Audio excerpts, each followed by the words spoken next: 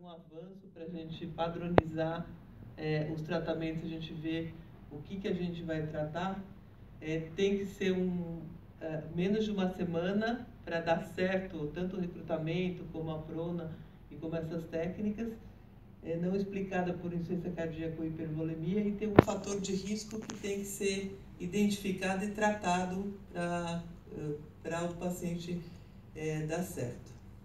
Então, eu coloquei isso aqui porque a gravidade da doença, a severidade da doença importa nos parâmetros, os parâmetros do ventilador importam, sim, importam muito, e as pessoas não estão ajustando adequadamente os parâmetros. Acho que é aí que a gente vai ter um espaço para evoluir e fazer esse ajuste mais delicado, mais fino da ventilação, de acordo com o paciente. Ajustar o volume corrente, ajustar a PIP, ajustar a pressão de platô, ajustar a driving, utilizar o ventilador de uma maneira mais adequada vai fazer com que mude o prognóstico desses pacientes.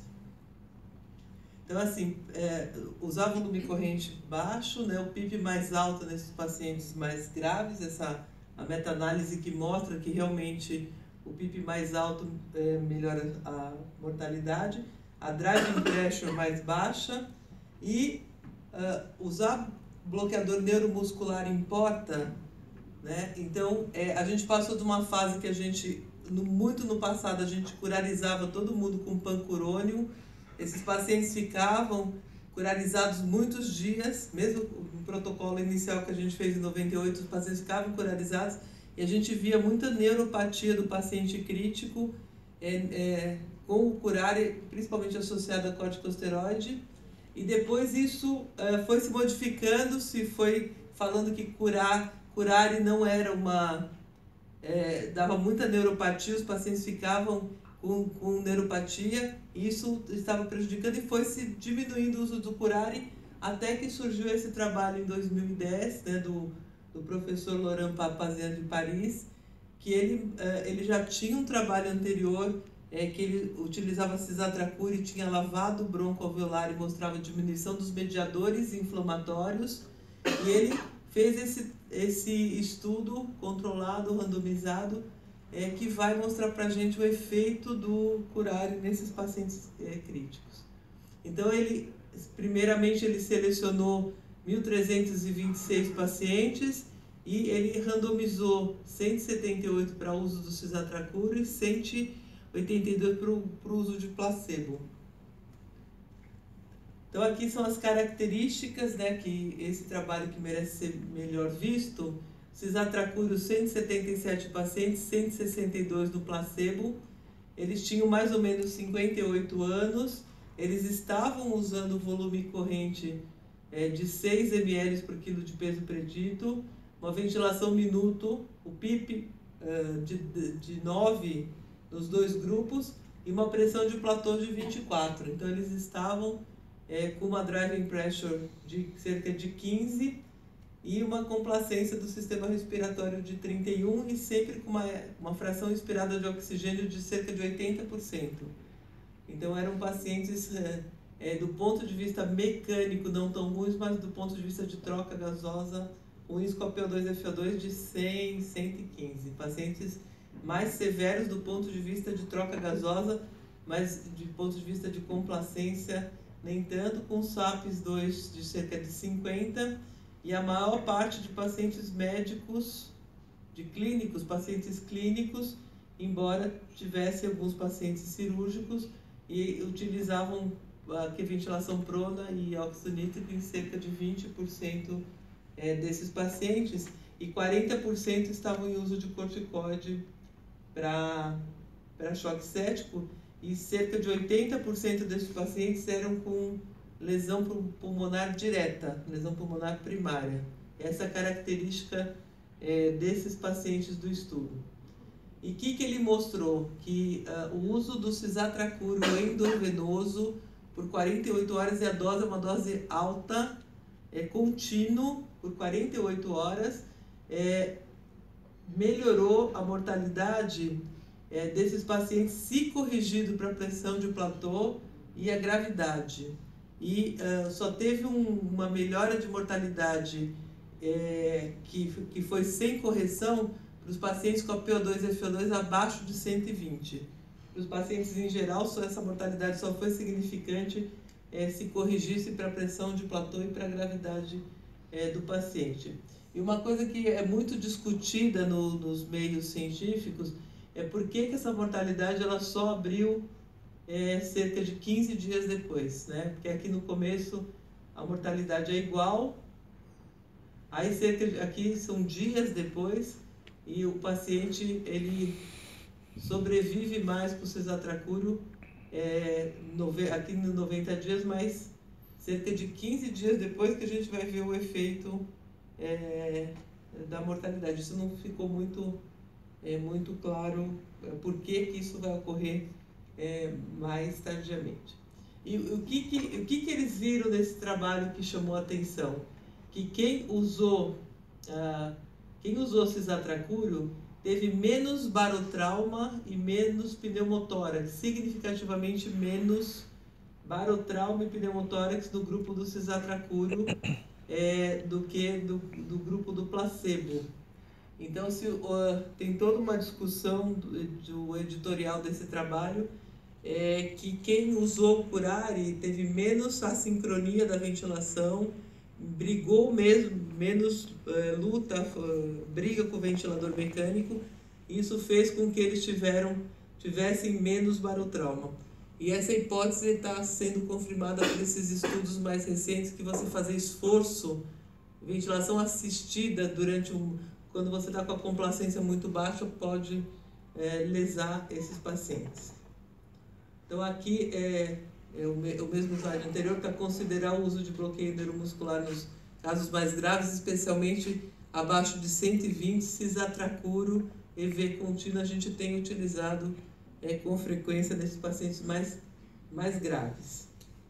Como que está o uso do curare na prática? Então, de novo aqui o estudo SAFE, que vai mostrar para a gente que está sendo utilizado curare em cerca de 37,8% desses pacientes mais graves, mas também no moderado e mesmo no leve, cerca de 7%, aqui 18% do moderado está se usando curare. Na verdade, o curare, pelo trabalho do professor Papazian, seria uma indicação clara os pacientes com PO2 e FO2 abaixo de 120, aí que é a população que se beneficia, os pacientes mais severos. Os pacientes moderados para leves, se você deixar eles respirarem um pouco na ventilação assistida, pode ser que seja benefício. Então isso aqui também vai ter que, com o tempo, acertar a indicação precisa do curare, que aumentar, e nesses casos aqui, principalmente no leve, diminuir, porque não precisa ficar curarizado um paciente que esteja com um desconforto leve, né? PIP de 10, deixar suporte de preferência.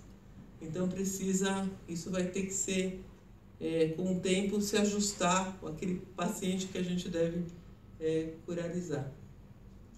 Quando que a gente usa?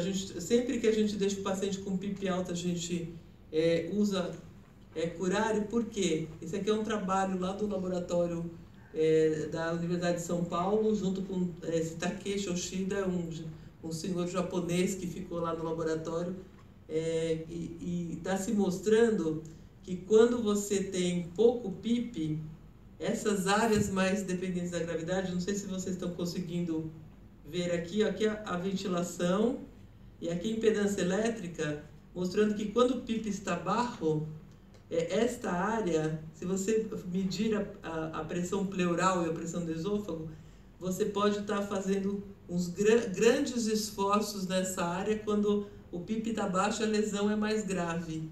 Isso leva a lesão pulmonar com o tempo. Se o PIP for melhor ajustado e o paciente sincronizado, esses esforços locais vão ficar mais baixos e isso vai lesar menos o pulmão. Então está se mostrando cada vez mais, principalmente trabalhos do Takeshi Oshida lá do Japão, mostrando que esforços durante o paciente que está com um desconforto grave, isso pode lesar o pulmão e não deve ser feito, e pode ser que isso que explique o resultado positivo do Papazian. Na prona é uma outra indicação de sedação mais pesada, né? E a gente tem usado curare nesses pacientes porque durante a prona, se ele se movimentar, ou ele pode se extubar ou pode soltar os tubos, então a gente tem utilizado sedação profunda e curare.